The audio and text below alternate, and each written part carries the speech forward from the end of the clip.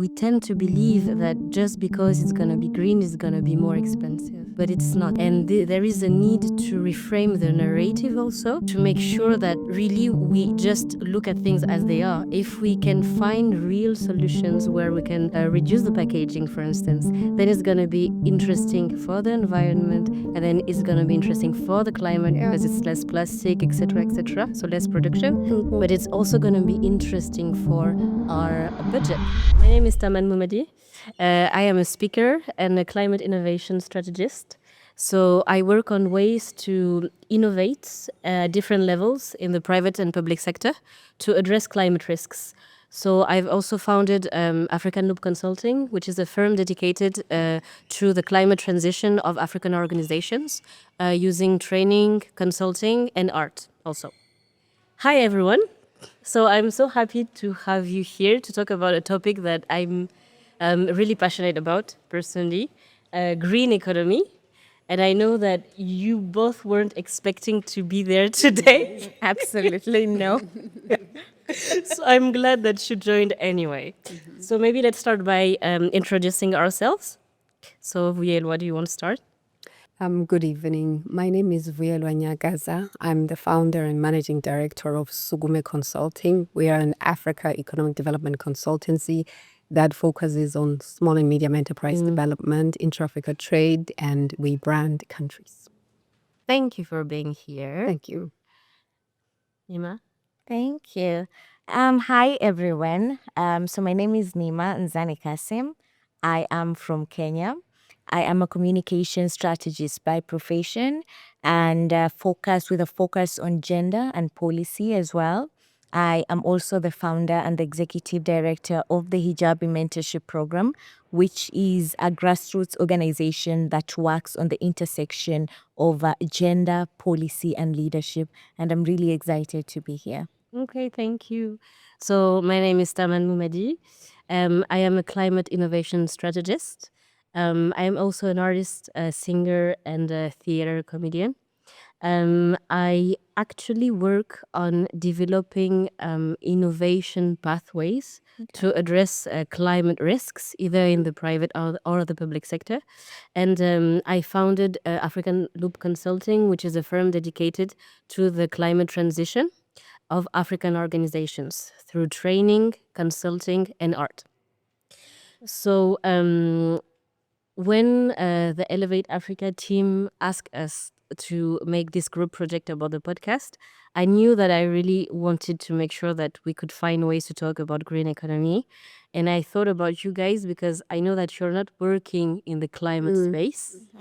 And when we refer to climate topics, we expect it to be very complex, and people believe that it's not something that they can connect to. While actually, you are here and you accepted to be He is scared, Taman. It's gonna be okay. And I'm glad that you decided to take this challenge because I think it's a good opportunity to show that climate is not this complex. And climate is actually about everything, and everyone can act from its own perspective. And especially in Africa, because Africa is one of the regions that is the most affected by climate change. Really. Yeah. It's very true. So maybe let's start with you. When we were talking about this theme, what did you discover when you started making your own research? Actually, when you first invited me to come, I was like, oh, I don't know anything about climate. I don't understand didn't think I would have anything to say. But as I was doing the research, like I said to you earlier, that I actually discovered that if you actually break it down to its most simplest form, climate has to do with responsibility towards the environment. And I think each and every one of us, that are just like good citizens, we do have it's sort of like a responsibility, to make sure that we live and let live, and that we, in as much as we have benefited from what the previous generations have left us with a world that we can live it, we can breathe, we can, trade, we can do all manner of things because the environment allows us. So we then have the responsibility to take that or make sure that the world we leave behind enables future generations to actually be able to also live. So I think that when you think about it in its simplest form, that was what I actually sort of discovered for myself. Was, and I think then I realized that actually you were right, because you were saying, no, it's not as complex as I think. And yeah, so for me, I kind of like broke it down to its basic format. And I realized that actually it does affect me personally, because I too have, I live, and there's a level at which I could improve in terms of how I personally respond to the environment. And I think I can improve how my community, responds to the crisis that is at hand. So Interesting. And from those researches that you made, what would you like to change either in your industry um, or on your personal level? I think I'll start with the personal level.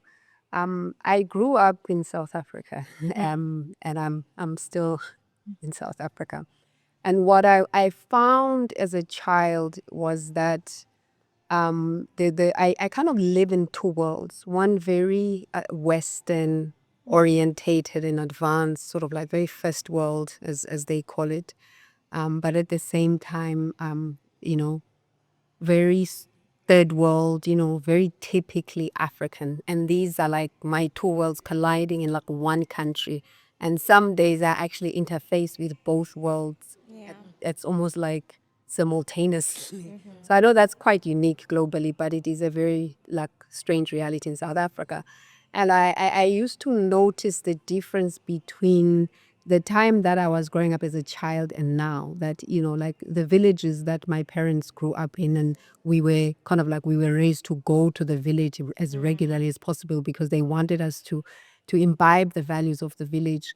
People there generally had a far closer relationship with nature. So there was very clean, like it's rural areas, it's green, and people tend to understand that the way that it was, we need to leave it like that. So, yeah, there was a sort of like I subscribe to something called Ubuntu, which is the culture of my people. I think it's Africa wide, but I think South Africans have a special relationship with the term.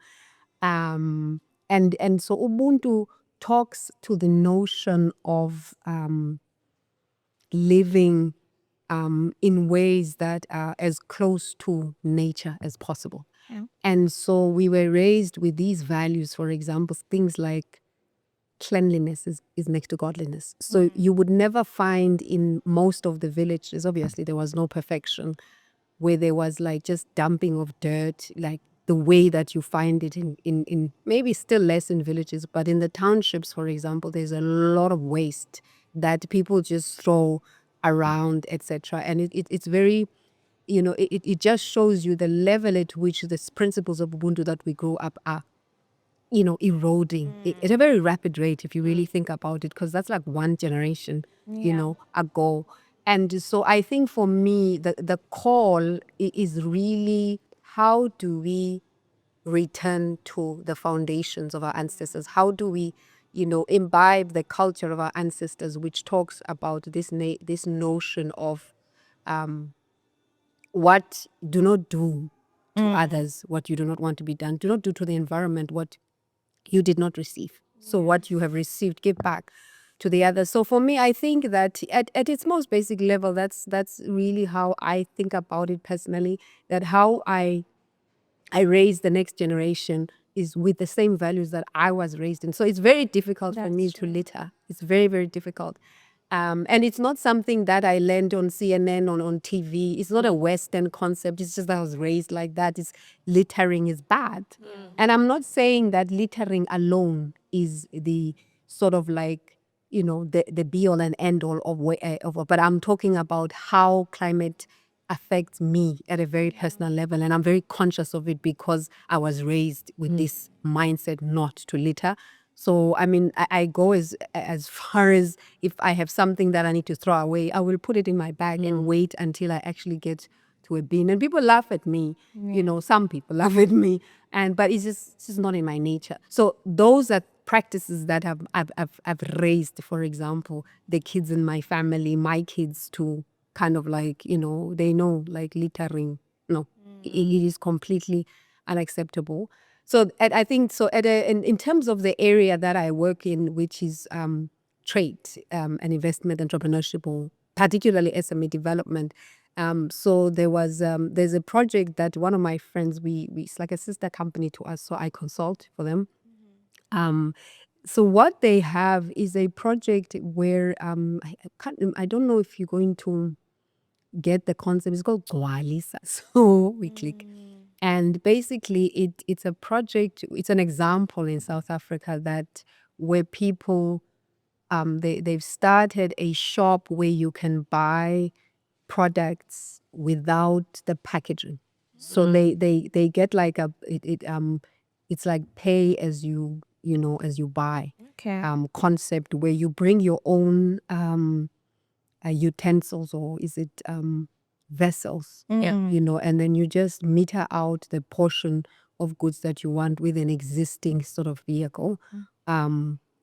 And so that it reduces waste. And in those very areas that I call townships, where people tend to have less money, so the packaging costs a lot for them anyway. So now the food items are more affordable because you're not paying for the plastic or whatever container. You're just paying for the food that you want.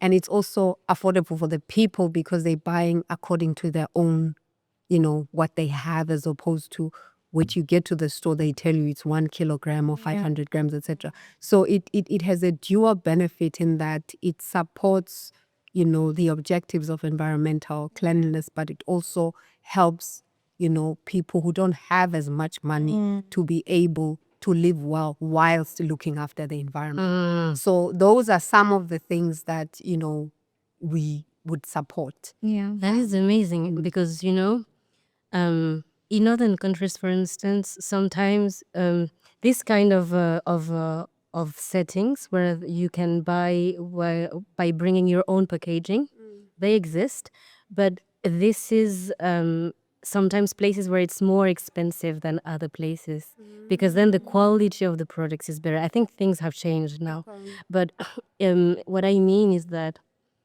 And that's why I really want to insist on the fact that green economy can be inclusive, is that we tend to believe that just because it's going to be green, it's going to be more expensive. But it's not. And there is a need to reframe the narrative also, to make sure that really we just look at things as they are. If we can find real solutions where we can reduce the packaging, for instance, then it's going to be interesting for the environment, and then it's going to be interesting for the climate because it's less plastic, etc., so less production. But it's also going to be interesting for our budget. And this example is very, I think, important because it shows the practicability, but it also shows the business model that can be brought around this kind of innovation. So yeah. Yeah. So I mean, it's not a project of ours, but we talk about those things because these are initiatives that you can easily point out to. For example, some of our clients, they will ask us, okay, SDGs and then the ESG. How do you assist us to practically bring this to life? Because I think in some countries, I think particularly in Southern Africa, I know it's a reality here in Botswana and South Africa, that you need to report on your ESG, and so it's becoming a sort of like a corporate responsibility tool. So when we get asked, so we would use examples like your Gwalisas to say there are organizations that practically, and if you are, for example, you don't want to start an initiative yourself, then you can support initiatives like that so that, the mindset grows and people begin to actually understand that there are alternatives to the models that are existing.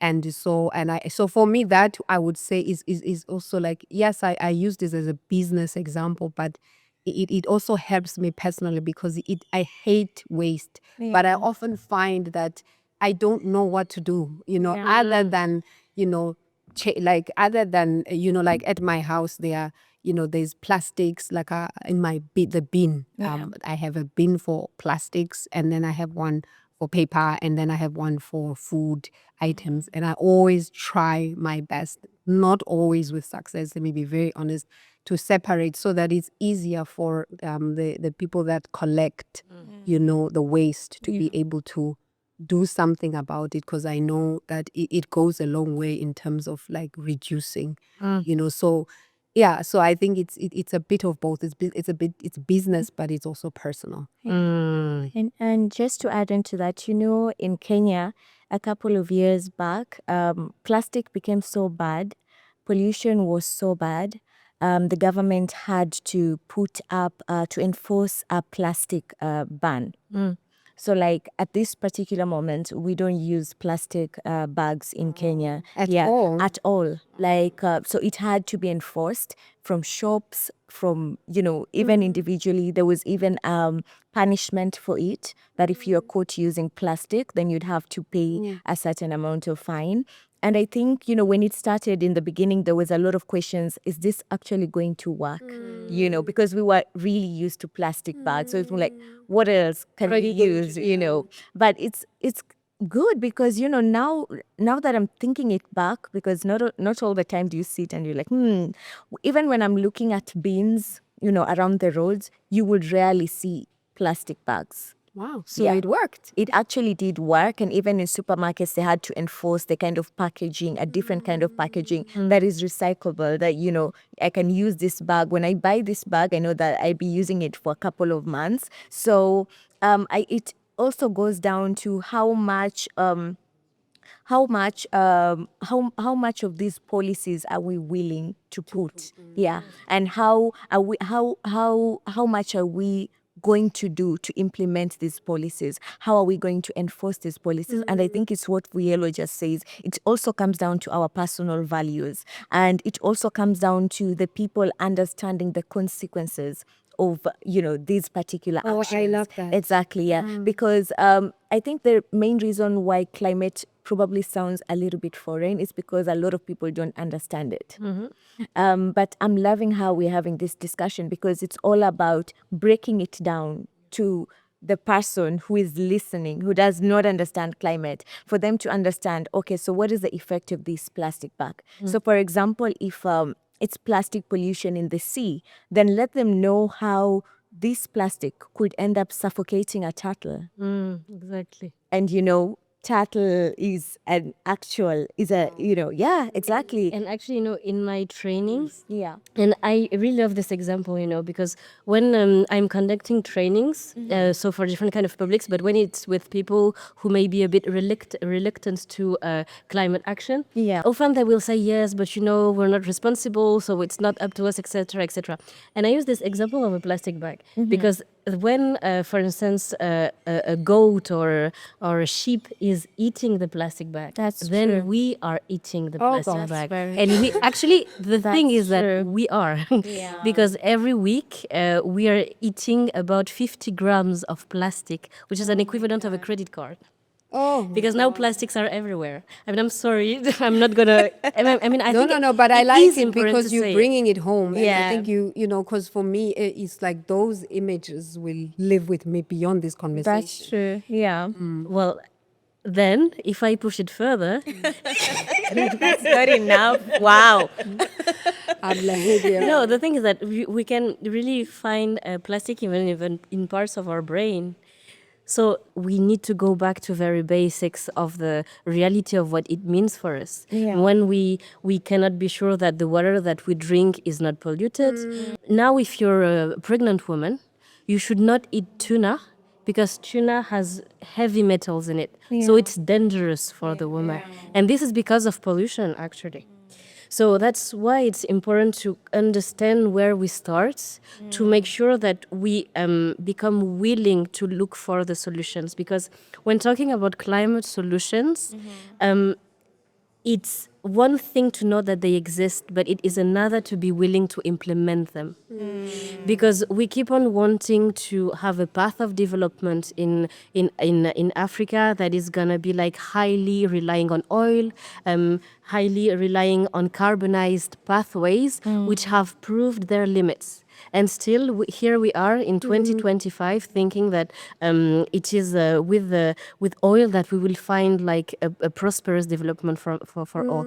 And I think that it is very important to deconstruct those ideas, because actually even the figures, this is an intuitive thought to think that relying on oil, relying on carbonized pathways is good for African countries, but the figures show otherwise. Basically, coastal erosion that is destroying homes. This is a drought that is reducing crops. This is storms that are destroying infrastructures. Okay. I want to ask you something. Yeah. I have two questions for you. You Yes. can decide at which point, because Okay. obviously you are the experts. I'm not, no, don't More present me expertise. I as an know, I expert. We are in a But you are. discussion. I will give it to you. I think I just want to touch on something that Nimah said Yeah. earlier.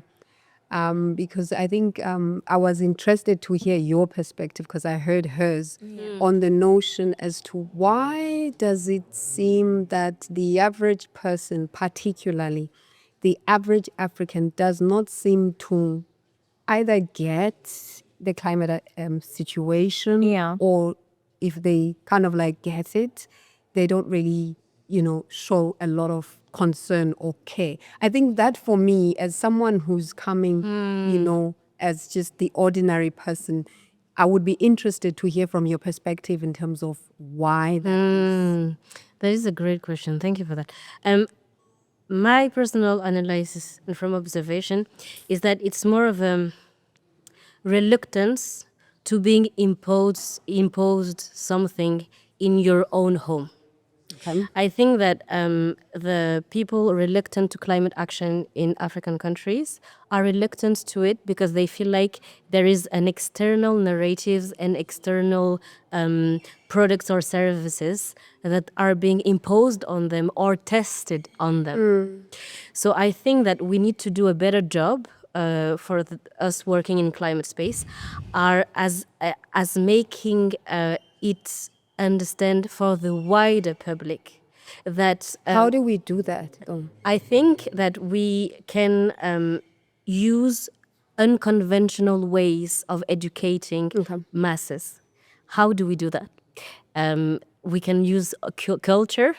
I believe that if we manage to have more artists, more celebrities talking about climate action, even if it's not in a big way, even if it's in informal ways, even if it's in small parts, it will start making the topic more relatable for more people. Because the problem that we have when we're talking about climate is that we're talking within each other. Yes. And this is necessary, but we struggle to also reach out to because there are some groups of the climate action, let's say community, who wants to have it done perfectly. And we struggle to give strength to people who may be using planes a lot, for instance, or who may not have the perfect lifestyle climate-wise, and to incorporate them into the discussion. So it's not always convenient, or is that what you're saying, to the average person? I know. What I'm saying is that it seems to be a topic that wants to be enforced on people. So people feel like it's not their topic. But that's the thing. that And way. I think that's where I'm drawing the line, because the whole conversation of climate used to exist back in the days. Because I'm looking at it. I come from the Mijikenda community in Kenya. And one thing that the Mijikenda community is known for is the conservation of kaya forests. Okay. So these are like big forests, healthy forests that are sacred, considered sacred by the community, and they are used for spiritual ground. So the Kaya elders are the ones who are responsible for taking care of these forests. And yes, these have existed. So it's not like it's a new thing. No, it's not a new thing. And and that's the thing, because back in the days, growing up, we had Kwale is not a highland, but the weather was amazing. Drought was not common. We always had water until deforestation came in. Until people started cutting forests for their personal needs without a proper system of, cutting forests. And this resulted, I witnessed my very first drought when I was in class 5. And I think that's the first time that I had the conversation on climate change. So it came down to how were they doing things back then? So it's more of, if we come to a community and enforce new ideas, of course we're going to face reluctance. But what if we came into a community and understood the culture of the community and tried to understand how this particular community used to preserve their environment, do conservation? How are they fighting climate change back then? I love the way you are talking about it, Nimah, because I think it kind of like matches Localized Lucy's solutions, points. yes.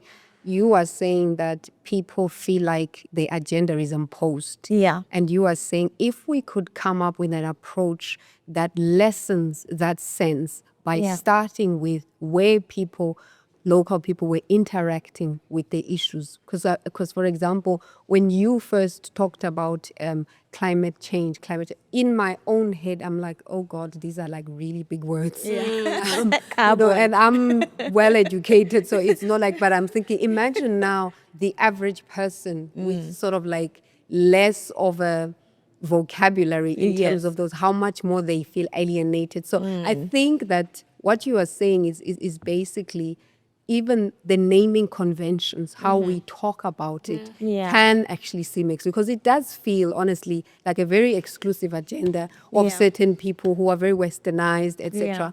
But I think there's danger in us as well as a continent if we are going to reject the realities on the basis of perhaps a poor perception of the topic because it's brought in as a sort of foreign concept. So I think what you're saying is so powerful. And that is very true. But this is still about narrative, because it may be perceived as a concept coming from outside, but even when we're talking about IPCC, African scientists are represented in the researches. What is IPCC? IPCC is an international network of scientists who have been working for decades to document the evolution of climate change impacts and to make forecasts about the evolution of climate change impacts to inform policies. So, and those scientists, they come from all over the world. So, climate is seen as being an agenda imported, but actually climate action is an agenda that is being crafted on a global stage. Of course, there are unbalance, but it's important to understand that. Both said something very important that I'm very interested in and passionate about. It's about the inclusivity of African climate solutions. And actually, this is the work that we do with African Loop Consulting, for instance, because we've recently launched a project which is called A Storyline of Climate Solutions, with the first project being research, legal protection, and valorization of African climate solutions. So we go into communities who hold know-how on climate change. Exactly. And we partner with a legal practitioner who is making a research about how to protect also legally this know-how so that they can be safely incorporated into the green economy. Because when this is a tricky situation when we're talking about African climate solutions, because we know deep down that even if we forget about the big word climate, we know deep down that African communities used to be climate friendly. With those kind of practices, we know deep down that. It's just that there is a reluctance to it that is growing because of the feeling that there is this agenda coming from outside, which is not true. And also because there is this sense of wanting to develop African countries to make them be modern. And then the question is, what do we consider as modern? And what I personally witness, and I think that we both witness, is that we consider something that is modern if it's high tech, if often it comes from outside also, etc., etc. But we tend to forget that even our own know-how can be modern. One example that I love to use is clay construction. Clay construction is a knowledge that has been used for generations in African countries, that has proved its solidity, that has proved its efficiency, that is climate friendly and that is suited for the weather that we can find in our regions. But yet, it's hardly implemented in lots of countries. We are using concrete instead to build our buildings because we don't think that clay is modern. You know what this topic or the angle that we are talking about reminds me of, and it's something that is very close to my heart, the issue of identity. Because That's it true. goes back to that notion of to what extent do we as people of African origin value what originality That's belongs true. to us, what defines us. Yeah. Because, I mean, true. these are real, examples that you're making. 'Cause similarly, I grew up, as I said, in a big city. Yeah. But I had a lot of access to my parents' village, which I actually call my village. And they were building there using mud. And mud is easily, freely, and available. So the cost of building a home, you can build a homestead as large as what it, because everything that you need is around you. And you know what we found was that the mud bricks that people in the villages used to build with, some of them they still do, are not only very affordable because they technically they're almost free because it's just the straw Yeah. and the mud and that's it. And then secondly, in terms of the weather, they actually in summer it cools the house. In winter, it warms the house. So and then there's thatch roofing, which is sort of like, I don't know, it's an African something. Yeah. Same thing. It's like there's a way in which thatch is cool. It releases air when it heats, That's and then it naturally comes together when it's cold naturally. So it's like this is how we lived. These are the homes that we built, and we were not, these are not homes that were, you have to pay the bank for 20 years to build. And right now people are steadily moving away from that, where they're now getting loans. It doesn't make any sense. And I think for me, it goes back to that notion that it's about do we value who we are? Because it's not just about what we have. It begins with how do we define ourselves and whether we value who we are and what we have. And I will circle it back to green economy because this is really, again, economy and then power that we're talking about. Because if we forget about those practices, then there cannot be an economy built around it. And then we also, the know-how cannot upgrade to our modern days. Because of course, and so some people being reluctant to climate solutions and climate as a whole say that yes, but those solutions they're not practical, they're not No, that's not they're not strong, etc., etc. And sometimes it It's is not true. always true, yeah. Sometimes it is true, and it's important to acknowledge Yeah. that. Yeah. But it's not because it is not functioning that we should not innovate on this. Why are we willing to innovate on technologies that are not ready yet, but that are being considered as modern and therefore deemed to be developed? And why are not we investing on those solutions which have proven their efficiency and which are suited to our to climate change and therefore to green economy, to job creations in our countries, etc., etc. So it's a choice to invest on where to innovate and on where to develop. We have to round up. Yeah. So I think for me, it sounds like an issue of education. It is also Because I think we spoke about this earlier to say until we educate Yeah. as to the real meaning of climate change, it's very difficult for people to conceptually understand it. And I think one thing we need to be realistic about is the fact that there's a lot of resistance with Africans coming up. Africans are no longer passive. I don't know if you've seen the trends. Social media is full of Africans reasserting themselves and their sovereignty as individuals, as nations, as a continent, as the Black race. There's a movement. And so people are tired of being told what to do by the West. And I think to your point earlier, the way that climate change was introduced to most people, I would, generalize by saying that it it kind of sounded like a foreign agenda that is pushed down our throats. Yeah. And as Africans, we're like, oh, please, these are like That's your true. problems. Yeah. And we've got bigger issues, etc. But I think if we, we stand to lose a lot if we don't educate our people. But also, I think that's why it goes back to the issue of language. Yeah. By what terms will we use? Because as long, in my personal opinion, we continue to use terms that instantly, Yeah. so sort of like appear exclusive. Yeah. We are not going to, Africans are Abantu, Ubuntu. Yeah. We are just people of communities. And anything that is like, oh, it's just like, they're going to reject it. Of course. So half the battle could lie in nomenclature, how we name things, how we talk about things, how we brand things, so that they're not as foreign. Because I think we get accused a lot of this notion of even if we borrow land from other nations, it's copy and paste. Yeah. We don't bother to look into our individual situations to try and understand Yeah. to what extent can we tailor this if we want to borrow it Yeah. to our own people, Yeah. to begin with ourselves in mind.